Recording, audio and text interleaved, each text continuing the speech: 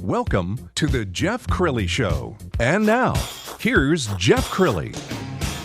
Good Saturday morning, DFW. So excited about this show. We've got so much going on, and we're going to get right into it with philanthropy and giving back, because that's really what it's all about.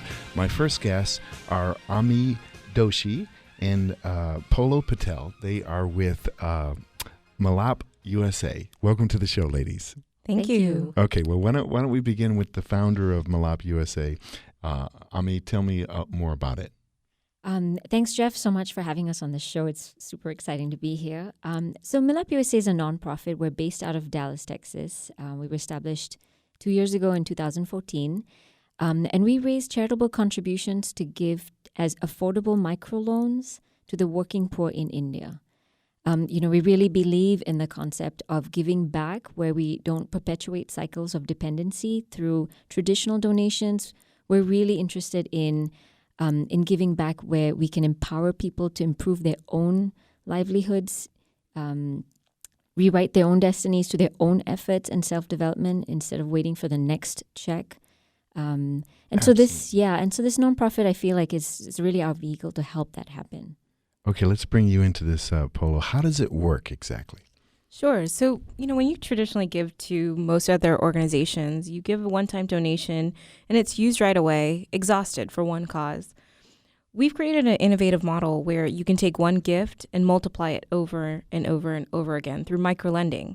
So, for instance, you give one donation, it's dispersed to multiple families in small microloans. As those microloans are repaid, the principal is then redeployed into new loans. Wow. So it's a really efficient way of giving, and you're really empowering communities to be self-sufficient. And can you choose the direction of your donation? Yes, absolutely. So we're in 5 sectors. We're in enterprise development, so small business loans, water, sanitation, clean energy, and vocational training. So, we have donors who have causes that they're really passionate about, and so they can really choose, well, I'm really passionate about clean energy. This is where I would like my money to go. Now, Ami, we were talking off the air about a person that you were able to help, or at least a story that touches your heart. Will you share that with my audience? Yeah, for sure. Over the last 2 years, I've made a few trips to India to visit our borrowers, our families, the women entrepreneurs, the children. And there's so many I met, but there's one family that I always go back to. We were in Trichy, which is in the south of India, visiting a couple of our borrowers in their villages. And we walked into this woman's home, and they live very, very humble means, right? So it's a small little hut, really, with like a thatched roof. And we walked in, and there's a lady with her twin boys who are 6 years old each, and then a whole bunch of goats. And her husband is standing right there.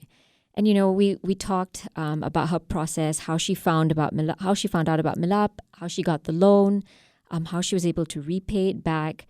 And at the end of it, I just kind of sat down and, looked into her eyes and asked her, how has your life changed? And it's not very common in these environments where the women will speak very directly to us. But she looked at me like straight in my eyes and said, I don't own anything. I don't own this home. I have no credit in my name. I only have a health card and a ration card. And Milaap gave me a small loan. I bought 2 goats. And now I have many. I've repaid the goats. And my whole life has changed because her husband is a farmer. And he only makes income 6 months of the year. They have twin boys who were 6 at that time. And I actually have a son. At that time, he was 6. And she looked at me. She said, now these 2 kids get to go to school 12 months a year. Wow. And I looked at her and I looked at the boys and I said, I felt like their stories are not that different from ours. They work or want to work just to provide a much better life for their families and their kids. I mean, this is our story as well. And their aspirations, they're so similar. They want a secure life. They want to live their dreams out. They want a life that is filled with dignity. Wow. I just got goosebumps. Wow, that's thank you for sharing that story. No, it's so real.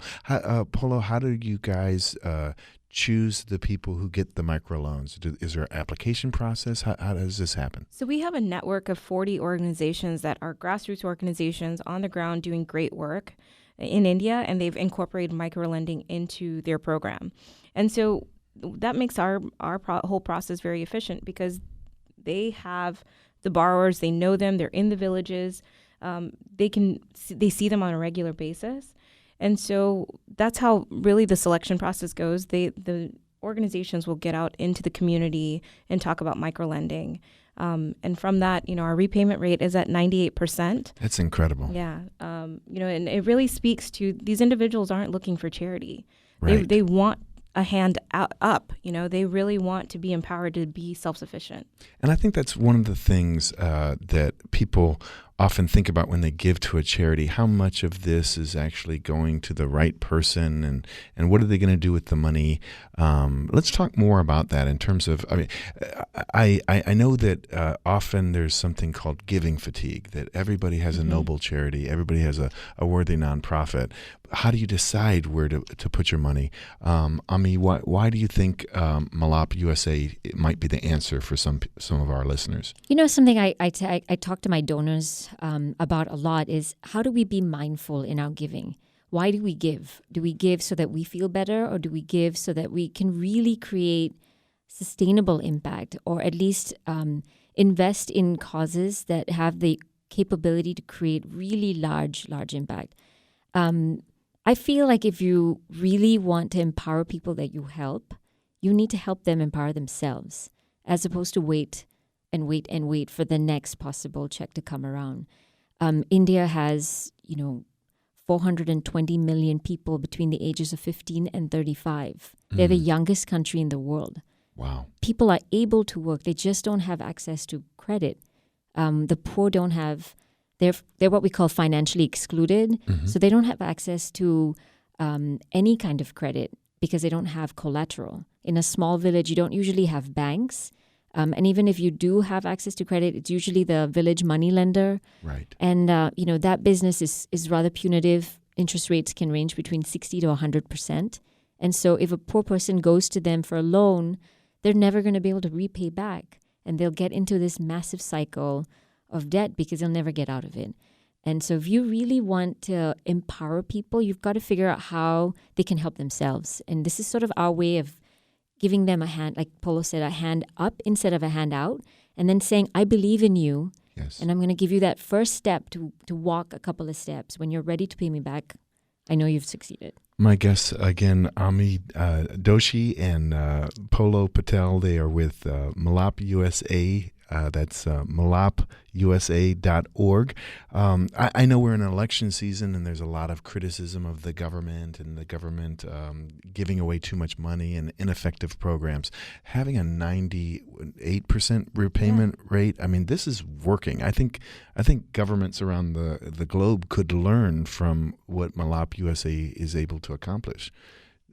Polo, do you want to weigh in on that, and just in terms of investing in people who then invest in themselves? Yes, absolutely. When we think of, one, the need, as Ami mentioned, the need in India is so great.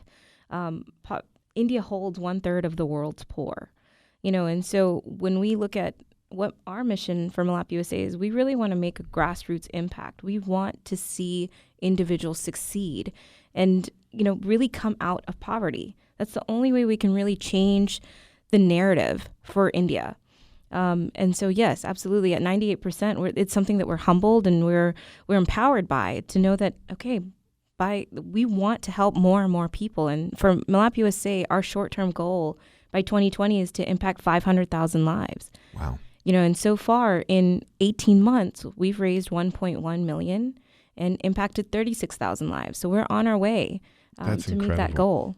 I think you're going to see a lot of organizations copying what your business model, because I think it's brilliant. I have a soft spot in my heart for the homeless. My father would feed homeless people in the basement of his church, and I'll be at a stoplight and there'll be a homeless person there, and I want to help them.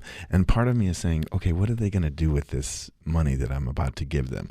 And so the screening process that is being used to make sure that this is not just enabling a bad behavior, I think is very impressive. What are some other things people should know about Milaap USA? I think offering microcredit to somebody that's considered the working poor is not as effective if it's not given with training. So this is something I also want to, let people know that when we provide our women entrepreneurs with microloans, it comes together with training on how to manage the business. How do you keep your books? How do you manage your cash flow so that you are able to repay back? We traditionally will put together 5 women entrepreneurs together, and then we call them joint liability groups. And so they're responsible together to repay back. And if one is not able to, then the other 4 kind of pitch in. But in these communities, that kind of social pressure is very effective, and they help each other to repay back. That's why we're able to have a 98% repayment rate. So, I think training and education together with microloans is really way more effective than just providing access to credit. And in terms of giving, it doesn't matter how small the donation. If they come on to the website and even donate $5, I mean, it can make a difference in someone's life. Yes, absolutely. I mean, as I mentioned, the need is so great. And in India, $1 stretches a long way, and so absolutely, we welcome donors from all aspects. Absolutely. How about corporations? Because I know there's a lot of philanthropy going on right now, and companies want to get behind something. Are there corporate level sponsorships? How can people get involved? Absolutely. We work with all kinds of donors. We work with family foundations, individuals, corporations, on CSR initiatives. The interesting thing about our model is that we work with a couple of different sectors in India. So we work very heavily with women entrepreneurs, trying to help them set up micro enterprises. But we also sort of look at well-being a little bit broad and say that financial inclusion does not mean just access to financial credit, but also access to credit to help them live better lives. So, access to clean water, clean energy, which is like solar lamps, help them build a bathroom in their own home so they're not having to use public spaces. And so when we look at corporate sponsors, we sort of speak to them in about one of those sectors. So we could talk about a corporation about our clean water campaign or a clean energy campaign, but we use the concept of microlending to make an impact in those spaces. Okay, yeah, so our audience is pretty wide, actually. All right, give us the website one more time. It's www.milaapusa.org. And spell that for us. It's MILAAPUSA.org. Awesome. Ladies, thank you so much for being on the Jeff Crilley Show. Thank you so much, Jeff. Thank you so much, Jeff. You bet. This has been fun.